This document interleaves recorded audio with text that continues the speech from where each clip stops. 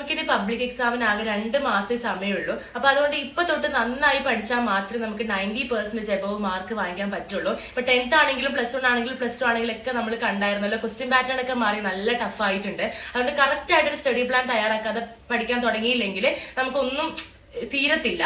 അപ്പൊ അതുകൊണ്ട് തന്നെ ഞാൻ ഇന്ന് രാവിലെ 6 മണിക്ക് ഇരുന്നതാണ് തുടങ്ങണം വിചാരിച്ചത്. പക്ഷെ 6:30 ആയിട്ടുണ്ട്. 6:30 തൊട്ട് ഞാൻ ഫുൾ കറക്റ്റ് ആയിട്ട് അധികം ഡിസ്ട്രാക്ഷൻസ് ഒന്നും വരാതെ മാക്സിമം ഇതുവരെ പഠിച്ചതായിരുന്നു. അതെങ്ങനെയാണെന്നാണ് ഈ വീഡിയോയിൽ ഞാൻ കാണിച്ചു തരുന്നത്. മാക്സിമം നമ്മൾ സ്കൂളില്ലാത്ത ദിവസം രാവിലെ ഒരു 5:30 ആകുമ്പോൾ തന്നെ മാക്സിമം തുടങ്ങാം. എന്നിട്ട് എന്ത് ചെയ്യുക, രാത്രി വരെയുള്ള സമയങ്ങളിൽ വളരെ കുറച്ച് ബ്രേക്ക് എടുത്തിട്ട് മാക്സിമം നമ്മൾ പഠിച്ചു തീർക്കാൻ വേണ്ടി ശ്രമിക്കണം. അപ്പൊ അതെങ്ങനെ ഈ ഒരു വീഡിയോ 10th +1 +2 ഇനി അതല്ല 9th ഏത് ക്ലാസ്സുകാർക്ക് വേണ്ട നോക്കാവുന്നതാണ്. നിങ്ങൾക്ക് ഇതുപോലെ ഇനി കുറെ പോർഷൻസ് ഒക്കെ തീർക്കാനുണ്ടെങ്കിൽ ഇനി എങ്ങനെ പഠിക്കണം എന്നുള്ള കൃത്യമായിട്ടുള്ള പ്ലാൻ ഞാൻ നിങ്ങൾക്ക് പറഞ്ഞുതരാം. രാവിലെ 5:30 മണിക്കോ അല്ലെങ്കിൽ 6 മണിക്കോ തുടങ്ങി കഴിഞ്ഞാൽ സ്കൂളില്ലാത്ത ദിവസം രാത്രി 10:30 വരെ നമ്മൾ എന്തായാലും ഇരിക്കണം. അതിനിടയിൽ ഒരു 10-16 മണിക്കൂറോളം നമുക്ക് കിട്ടുന്നതായിരിക്കും. കുറച്ച് ബ്രേക്ക് എടുത്തിട്ട് ബാക്കി നമ്മൾ എത്രയാണോ പഠിക്കാൻ പറ്റുന്നത് അത്രയും പഠിക്കാൻ. അതല്ല 11 മണി എത്രയാണോ നിങ്ങളുടെ ടൈം എങ്ങനെയാണ്, എന്തായാലും ഒരു ദിവസം മാക്സിമം നമ്മൾ യൂട്ടിലൈസ് ചെയ്യാൻ വേണ്ടി നോക്കണം. നിങ്ങൾ പഠിക്കാൻ തുടങ്ങുന്ന സമയത്ത് ആദ്യം ഹാഫ് ഇയർലിക്ക് ശേഷമുള്ളത് പഠിക്കുക. അതിപ്പം നിങ്ങൾ എങ്ങനെ പഠിച്ച ആളായിരിക്കും എനിക്ക് അറിയില്ല. ഇപ്പൊ നിങ്ങൾ ആദ്യം നിങ്ങൾക്ക് പഠിക്കാനുള്ള സബ്ജക്ട്സിലെല്ലാം ഏതൊക്കെയാണ് പഠിക്കാനുള്ളത് നിങ്ങൾ ബുക്കൊക്കെ ഒന്ന് തുറന്ന് നോക്കുക. അപ്പൊ നിങ്ങൾക്ക് ഏകദേശം ഹാഫ് ഇയർലിക്ക് ശേഷമുള്ളത് തന്നെയാണ് പഠിക്കാനുള്ളത്. പിന്നെ ഹാഫ് ഇയർലിക്ക് ഉണ്ടായ കുറച്ച് കാര്യങ്ങളും ഒക്കെ പഠിക്കാനുണ്ട്. ഇനി അതല്ല നിങ്ങൾ ഓണത്തിനും ഹാഫ് ഇയർലിക്ക് അത്യാവശ്യം നന്നായി പഠിച്ച ആളാണെങ്കിൽ ചിലപ്പോൾ ഹാഫ് ഇയർലിക്ക് ശേഷമുള്ളതായിരിക്കും പഠിക്കാനുണ്ടാവുക. അപ്പൊ നിങ്ങൾക്ക് ഏതാണോ പഠിക്കാനുള്ളത് അത് നിങ്ങൾ നോക്കി വെക്കുക. ആദ്യം നിങ്ങൾ ലാസ്റ്റ് ടേമിലുള്ളത് തന്നെ പഠിക്കുക. ബാക്കിൽ നിന്ന് ഫസ്റ്റിലോട്ട് പോകുന്നതാണ് ഏറ്റവും നല്ലത്. ഫസ്റ്റത്തേക്ക് എന്തായാലും പഠിക്കണം. ഫസ്റ്റ് നിങ്ങൾ അത് പഠിച്ചു പോവുക, ലാസ്റ്റ് അങ്ങനെ പഠിച്ചു പോവുക. എല്ലാ ക്ലാസ്സുകാർക്കും വേണ്ടിയിട്ടാണ് ഞാനിപ്പോ പറഞ്ഞത്. അപ്പൊ അതുകൊണ്ട് തന്നെ ഇപ്പൊ സ്കൂളില്ലാത്ത ദിവസങ്ങൾ ഞാൻ സ്റ്റാർട്ടിങ്ങിൽ പറഞ്ഞ പോലെ തന്നെ മാക്സിമം നമ്മൾ മണിക്കൂറുകളൊന്നും വേസ്റ്റ് ചെയ്യാതെ തന്നെ പഠിക്കാൻ വേണ്ടി ശ്രമിക്കുക. പിന്നെ പഠിക്കുമ്പോൾ നമ്മൾ ശ്രദ്ധിക്കേണ്ട ഒരു കാര്യം എന്താണെന്ന് വെച്ചാൽ നമ്മൾ ആ പഠിക്കുന്ന സബ്ജക്ട് ഏതാണോ, ആ ഒരു ടോപ്പിക് ഏതാണോ അത് വളരെയധികം കോൺസെൻട്രേറ്റ് ചെയ്ത് പഠിക്കുക. ഇപ്പൊ എന്റെ ഉമ്മ പറയുന്നുണ്ട് ആ ഒരു സബ്ജക്റ്റിലെ ആ ഒരു ടോപ്പിക്കിലോട്ടേക്ക് ആഴ്ന്നിറങ്ങി കുഴി ചാടി പഠിക്കണമെന്ന്. അതായത് ഇപ്പം ഫോർ എക്സാമ്പിൾ നമ്മളിപ്പോ സെമി കണ്ടക്ടേഴ്സിനെ കുറിച്ചാണ് പഠിക്കുന്നതെങ്കിൽ അതിൻ്റെ അകത്ത് എന്താണോ പറയുന്നത് ആ ഓരോ പോയിന്റ്സും മനസ്സിൽ വേണമെങ്കിൽ ഒരു സെമി കണ്ടക്ടർ ആലോചിച്ചു. അങ്ങനെ ഞാൻ പറയുന്നത് എന്തും എന്റെ മനസ്സിൽ ആലോചിക്കും. അങ്ങനെയാണ് ഞാൻ പഠിക്കാറ്. പക്ഷെ ഇപ്പൊ എനിക്ക് ആ കോൺസെൻട്രേഷൻ കുറച്ച് നഷ്ടപ്പെട്ടു തുടങ്ങിയിട്ടുണ്ട്. അതാണ് ഞാൻ ഇടയ്ക്ക് സംസാരിക്കുകയൊക്കെ ചെയ്യുക. അപ്പൊ പറയും സംസാരിക്കരുത്, ശ്രദ്ധ തെറ്റും, നമ്മൾ വേറെ ചിന്തകളിലോട്ട് മാറിപ്പോകുന്നത്. അപ്പൊ അതുകൊണ്ട് പ്രത്യേകം ശ്രദ്ധിക്കാതെ. +2കാരാണെങ്കിൽ നമുക്കറിയാലോ, നമുക്ക് ജനുവരി 20th ഒക്കെ കഴിയുമ്പോൾ നമ്മുടെ പ്രാക്ടിക്കൽ എക്സാം സ്റ്റാർട്ട് ചെയ്യുന്നുണ്ട്. അപ്പൊ അതുകൊണ്ട് അവിടെ നമുക്ക് അത് പഠിക്കാൻ വേണ്ടി തിയറി കുറച്ച് നിർത്തേണ്ടി വരും. പറഞ്ഞ പ്രാക്ടിക്കൽ എക്സാമിന് ഒരുപാട് ദിവസങ്ങൾ എടുക്കണ്ട. 1-2 ദിവസം മുമ്പ് നമ്മൾ പ്രാക്ടിക്കൽ എക്സാമിന്റെ കാര്യങ്ങളൊക്കെ പഠിച്ചാൽ മതി. അപ്പൊ അത് ഉള്ളത് കൊണ്ട് തന്നെ ദിവസങ്ങൾ നമുക്ക് അവിടെ പോകും എക്സാം വരുമ്പോൾ. അതുകൊണ്ട് നമുക്ക് കുറച്ചും കൂടി സീരിയസ് ആയി പഠിക്കണം. നിങ്ങൾ ഇനി സീരിയസ് ആയിട്ടില്ലെങ്കിൽ സീരിയസ് ആവാനുള്ള ടൈം ആയി ഗൈസ്. 2 മാസമേ ഉള്ളൂ നമുക്ക്. പക്ഷെ +1 ആർക്ക് ഞങ്ങൾക്ക് ഈ എക്സാം ഒക്കെ വരുമ്പോൾ ഒരുപാട് ലീവുകൾ കിട്ടും. അതല്ലെങ്കിൽ ആ സമയം നിങ്ങൾക്ക് ലീവ് എടുക്കാം. കാരണം അധികം പഠിപ്പുകളൊന്നും ഉണ്ടാവില്ല, ടീച്ചേഴ്സ് ഒക്കെ കുറവായിരിക്കും. അപ്പൊ അതുകൊണ്ട് നിങ്ങൾക്ക് അങ്ങനെ കുറച്ച് ലീവുകളൊക്കെ കിട്ടുന്നതായിരിക്കും. പിന്നെ മാത്സ് എങ്ങനെയാ പഠിച്ചതെന്ന് എന്നോട് ചോദിച്ചായിരുന്നു. മാത്സ് ഞാൻ ടെക്സ്റ്റ് ബുക്കിൽ എക്സസൈസുകളൊക്കെ ആയിരുന്നു ചെയ്ത് പഠിച്ചത്. വേണമെങ്കിൽ ഈ ഹാഫ് ഇയർ എക്സാമിന് എനിക്ക് അധികം ടൈം കിട്ടിയിട്ടുമില്ല ചെയ്ത് പഠിക്കാനായി. അപ്പൊ അതുകൊണ്ട് തന്നെ ആ സമയം കിട്ടാത്തതുകൊണ്ട് തട്ടിക്കൂട്ടിയൊക്കെയാണ് ഈ പ്രാവശ്യം ഞാൻ ഹാഫ് ഇയർ എക്സാമിന് എല്ലാ സബ്ജക്റ്റും പഠിച്ചത്. കഴിഞ്ഞ വർഷത്തെ അത്ര പോലും ഞാൻ ഇതായിട്ട് പഠിച്ചിട്ടില്ലതേ.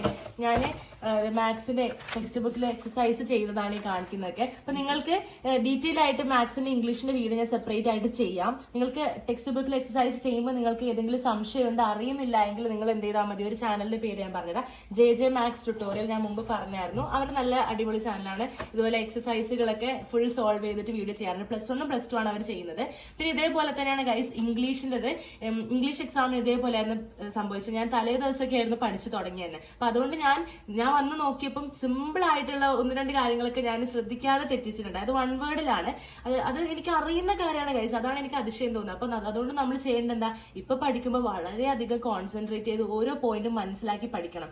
ഇല്ലെങ്കിൽ എന്താ സംഭവിക്കുന്നത് വെച്ചാൽ ഇതുപോലെ എക്സാമിന് നമ്മൾ അറിഞ്ഞുകൊണ്ട് തന്നെ തെറ്റിക്കും. എക്സാം എഴുതുമ്പോൾ നിങ്ങൾ ശ്രദ്ധിക്കേണ്ടത് ഒരുപാട് വേറെ ചിന്തിക്കാതെ എഴുതുന്ന ആൻസർ നന്നായി വായിച്ചിട്ട് തന്നെ എഴുതുക. ഇനി 10th നിങ്ങൾ വിഷമിക്കേണ്ട. നിങ്ങളെ എല്ലാ ചാപ്റ്ററിലും നിങ്ങളെല്ലാം നന്നായിട്ട് മനസ്സിലാക്കി വെക്കുക, പോയിന്റ്സ് ആക്കി പഠിക്കുക, സിമ്പിൾ ആയിട്ട് നിങ്ങൾ പഠിച്ചു വെക്കുക. കാരണം എന്താണെന്ന് വെച്ചാൽ ഞാൻ പഠിക്കുന്ന സമയത്ത് മോഡൽ എക്സാം വരെ ഫുൾ A+ കിട്ടാത്ത ആളുകൾക്കൊക്കെ റിസൾട്ട് വന്നപ്പം കുറെ പേർക്ക് ഉണ്ടായിരുന്നു ഫുൾ A+ ഒക്കെ. അപ്പൊ അതുകൊണ്ട് നിങ്ങൾ അത്യാവശ്യം പഠിക്കുക, എക്സാമിന് എന്തെങ്കിലുമൊക്കെ നിങ്ങൾ എഴുതി വെക്കുക. അപ്പൊ നിങ്ങൾക്ക് എന്തെങ്കിലുമൊക്കെ മീൻസ് നിങ്ങൾ പഠിച്ചത് വെച്ച് പോയിന്റ്സ് ആയിട്ട് എന്തായാലും എഴുതി വെക്കുക. അപ്പൊ നിങ്ങൾക്ക് സമയമുണ്ട്, നിങ്ങൾ പേടിക്കേണ്ട. നിങ്ങൾ നന്നായി പഠിച്ചു കഴിഞ്ഞാൽ തന്നെ നിങ്ങൾക്ക് A+ കിട്ടും.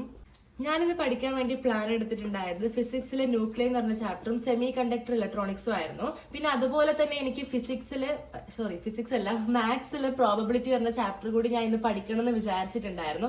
പക്ഷെ എന്താന്ന് വെച്ചാൽ ഞാൻ ഈ പറഞ്ഞ പോലെ ഞാൻ 6:30 ആയപ്പോഴാണ് തുടങ്ങിയത്. ഇപ്പൊ ഞാൻ എന്നിട്ട് 10:30 ആകുമ്പോൾ ബ്രേക്ക് എടുത്തു. പിന്നെ അതുപോലെ വീണ്ടും തുടങ്ങി 2 മണിയാകുമ്പോൾ ഞാൻ ബ്രേക്ക് എടുത്തതാണ്. കാരണം അത് ബ്രേക്ക് എടുത്ത് ഇരിക്കാനുള്ള സമയം നമുക്കില്ല. നമ്മൾ എന്താ ചെയ്യേണ്ടതെന്ന് വെച്ചാൽ ഞാൻ ഫുഡ് കഴിച്ചതിന് ശേഷം വീഡിയോ എടുക്കാൻ വേണ്ടിയിട്ടാണ് ഞാൻ ഈ ഒരു ബ്രേക്ക് എടുത്തത്. അപ്പൊ ഞാൻ ഈ ന്യൂക്ലിയർ പഠിച്ചു കഴിഞ്ഞിട്ടുണ്ട്. ഈ സെമി കണ്ടക്ടറിന്റെ ഞാൻ അവിടെ വെച്ചിട്ടുണ്ട്. അത് രാത്രി പഠിക്കാന്ന് വിചാരിച്ചിട്ട് ഞാനിപ്പം പ്രോബബിലിറ്റി ആണ് ഇപ്പൊ പഠിക്കുന്നുള്ളത്. പക്ഷെ എന്റെ ഒരു ഇത് വെച്ചിട്ട് നോക്കുമ്പോൾ ഇന്ന് പ്രോബബിലിറ്റി കൂടി കഴിയുന്ന തോന്നുന്നു. സെമി കണ്ടക്ടർ ഇലക്ട്രോണിക്സ് നാളെ പഠിക്കേണ്ടി വരുമായിരിക്കും.